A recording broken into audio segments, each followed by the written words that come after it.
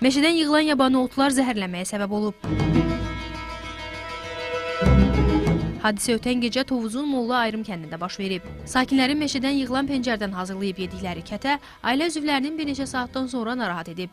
Nəticədə 74 yaşlı Zərnişan Məmmədova, onlara qohum gələn qızı Nazilə Əzizova, oğlu 38 yaşlı Sərdar, gəlini 28 yaşlı Aygül, nəvələri 11 yaşlı Şəlalə, 10 yaşlı Samir, 3 yaşlı Elnarə Məmmədovalar zəhərlənərək Tovuzun mərkəzi rayon xəstəxanasına çatdırılıblar. Pencər yağ gətirib kətə pişiriblər. Elə ondan da bax, bütün aləm hamısı o vəziyyətə düşür. Yəni o kətiyə qatıblar mı?